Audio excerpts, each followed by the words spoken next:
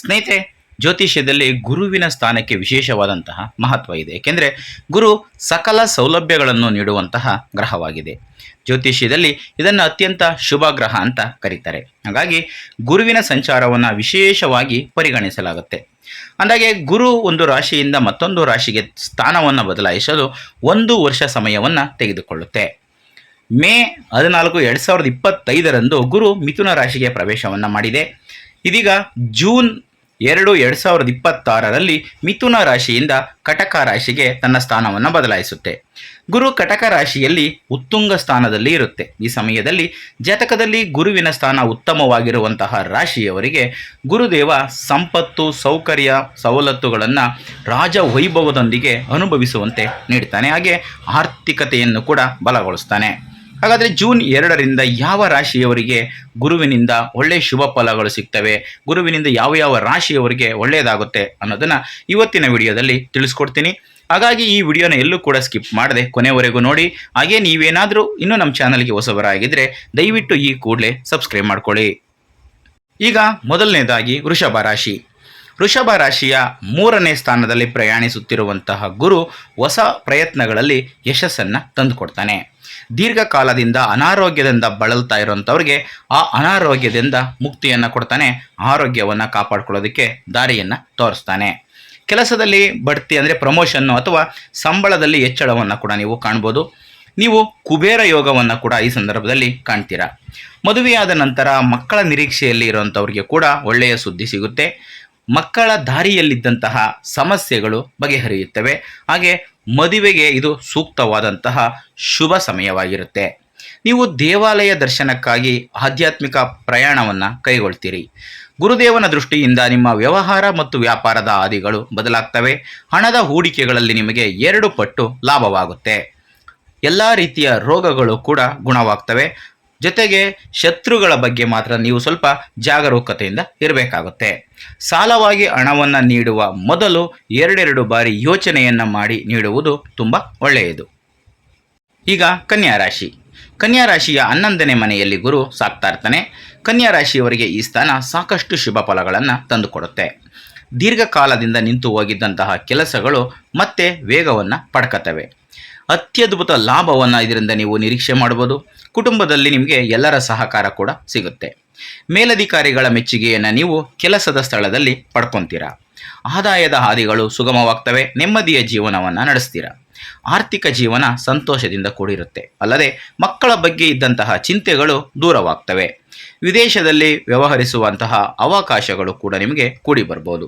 ಆದರೆ ಇದಕ್ಕೆ ನಿಮ್ಮ ಪ್ರಯತ್ನ ಕೂಡ ಅಷ್ಟೇ ಮುಖ್ಯವಾಗಿರುತ್ತೆ. ಇನ್ನು ಸರ್ಕಾರಿ ಹುದ್ದೆಗಾಗಿ ಯೋಚನೆಯನ್ನು ಮಾಡ್ತಾ ಇದ್ದಂಥವ್ರಿಗೆ ಇದು ಶುಭ ಸುದ್ದಿಗಳನ್ನು ತಂದುಕೊಡುವಂತಹ ಸಮಯವಾಗಿರುತ್ತೆ. ಹಿಂದೆ ನೋಡಿರದಷ್ಟು ಲಾಭ ನಿಮಗೆ ಸಿಗುವಂತಹ ಸಾಧ್ಯತೆಗಳು ಕಂಡುಬರ್ತವೆ. ಈಗ ಮಿಥುನ ರಾಶಿ. ಮಿಥುನ ರಾಶಿಯ 2ನೇ ಮನೆಯಲ್ಲಿ ಅಂದರೆ ಕಟಕ ರಾಶಿಯಲ್ಲಿ ಗುರು ಅತ್ಯಂತ ಶುಭ ಫಲಗಳನ್ನು ನೀಡ್ತಾನೆ. ಕಟಕ ರಾಶಿಯಲ್ಲಿ ಗುರು ಇರೋದ್ರಿಂದ ಮಿಥುನ ರಾಶಿಯವರಿಗೆ ಒಳ್ಳೆಯ ಶುಭ ಫಲಗಳು ಸಿಗ್ತವೆ. ಕುಬೇರ ಯೋಗ ನಿಮಗೆ ಶುರುವಾಗೋದಕ್ಕೆ ಪ್ರಾರಂಭವಾಗುತ್ತೆ. ಕೆಲಸದಲ್ಲಿ ಇದ್ದಂತಹ ಸಮಸ್ಯೆಗಳು ಬಗೆಹರಿಯುತ್ತವೆ. ಹಾಗೆ ಕೆಲಸದಲ್ಲಿರುವಂಥವ್ರಿಗೆ ಪ್ರಮೋಷನ್ ಸಿಗ್ಬೋದು ಮತ್ತು ನಿಮ್ಮ ಸಂಬಳದಲ್ಲಿ ಕೂಡ ಏರಿಕೆ ಆಗ್ಬೋದು. ಪ್ರತಿಷ್ಠಿತ ಸ್ಥಾನಗಳಲ್ಲಿ ನಿಮ್ಮ ಕೀರ್ತಿ ಹೆಚ್ಚಾಗುತ್ತೆ. ಅಲ್ಲದೆ ನಿಮ್ಮ ದೈಹಿಕ ಆರೋಗ್ಯ ಕೂಡ ಉತ್ತಮಗೊಳ್ಳುತ್ತೆ. ಕೆಲಸದಲ್ಲಿ ನಿಮ್ಮ ಹೊಸ ಯೋಜನೆಗಳಿಗೆ ಬೆಂಬಲ ಸಿಗುತ್ತೆ. ಗುರು ನಿಮ್ಮ ಕೆಲಸದ ಸ್ಥಳಕ್ಕೆ ಭೇಟಿ ನೀಡುತ್ತಿರುವುದರಿಂದ, ಕೆಲಸದ ಮನೆಗೆ ಭೇಟಿ ನೀಡ್ತಾ ಇರೋದ್ರಿಂದ ನಿಮಗೆ ಉತ್ತಮವಾದಂತಹ ಕೆಲಸಗಳು ಕೂಡ ಸಿಗ್ತವೆ. ನಿಮ್ಮ ಮೇಲೆ ಅದೃಷ್ಟದ ಮಳೆಯನ್ನೇ ಸುರಿಸ್ತಾನೆ ಗುರುದೇವ. ಆರ್ಥಿಕವಾಗಿ ಸಾಲಗಳನ್ನು ತೀರಿಸ್ತೀರಾ. ನೆಮ್ಮದಿಯ ವಾತಾವರಣ ನೆಲೆಸುತ್ತೆ. ಮದುವೆಯಂತಹ ಶುಭ ಕಾರ್ಯಗಳು ನಡೀತವೆ. ಹಾಗೆ ನೀವು ಈ ಹಿಂದೆ ಮಾಡಿದ ಪ್ರಯತ್ನಗಳಿಗೆಲ್ಲ ಈ ಸಮಯದಲ್ಲಿ ಸೂಕ್ತ ಪ್ರತಿಫಲ ಸಿಗುತ್ತೆ. ಈಗ ಸಿಂಹ ರಾಶಿ. ಸಿಂಹ ರಾಶಿಯ ಲಾಭದ ಸ್ಥಾನದಲ್ಲಿರುವ ಗುರುದೇವ ರಾಜಯೋಗವನ್ನು ನೀಡ್ತಾನೆ. ಗುರುವಿನ ದೃಷ್ಟಿಯಿಂದ ನಿಮ್ಮ ಕೆಲಸದಲ್ಲಿನ ಸಮಸ್ಯೆಗಳು ಪರಿಹಾರವನ್ನು ಕಂಡುಕೊಳ್ತವೆ.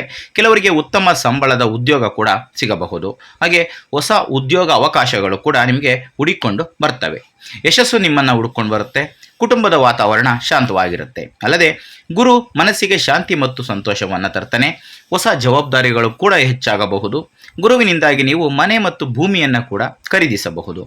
ಹೊಸ ಮನೆಯನ್ನು ನಿರ್ಮಿಸುವ ಸಾಧ್ಯತೆಗಳು ಕೂಡ ಹೆಚ್ಚಾಗಿವೆ. ಅಲ್ಲದೆ ಗುರುದೇವನ ವಿಶೇಷ ಕೃಪೆಯಿಂದಾಗಿ ಅದೃಷ್ಟ ನಿಮ್ಮನ್ನು ಹಿಂಬಾಲಿಸುತ್ತೆ. ಗುರುವಿನ ನೋಟ ನಿಮಗೆ ಎಲ್ಲ ರೀತಿಯ ಪ್ರಯೋಜನಗಳನ್ನು ಕೂಡ ನೀಡುತ್ತೆ. ಅಧ್ಯಯನದಲ್ಲಿ ಇದ್ದಂತಹ ಅಡೆತಡೆಗಳು ದೂರವಾಗ್ತವೆ. ವಿದ್ಯಾಭ್ಯಾಸದಲ್ಲಿ ಉನ್ನತವಾದಂತಹ ಒಂದು ಸಾಧನೆಯನ್ನು ಮಾಡ್ತೀರಾ. ಕೆಲಸದಲ್ಲಿನ ಸಮಸ್ಯೆಗಳು ಪರಿಹಾರ ಆಗ್ತವೆ. ಹಾಗೆ ವ್ಯಾಪಾರವನ್ನು ಮಾಡ್ತಾ ಇರೋಂಥವ್ರಿಗೆ ಉತ್ತಮವಾದಂತಹ ಲಾಭ ಸಿಗುತ್ತೆ. ಈಗ ಧನುರಾಶಿ. ಗುರುವಿನ ಸಂಚಾರದಿಂದಾಗಿ ನಿಮಗೆ ಹಠಾತ್ತನೆ ಅದೃಷ್ಟ ಬರಬಹುದು. ಗುರುದೇವ ರಾಜಯೋಗವನ್ನು ಕೂಡ ನೀಡ್ತಾನೆ.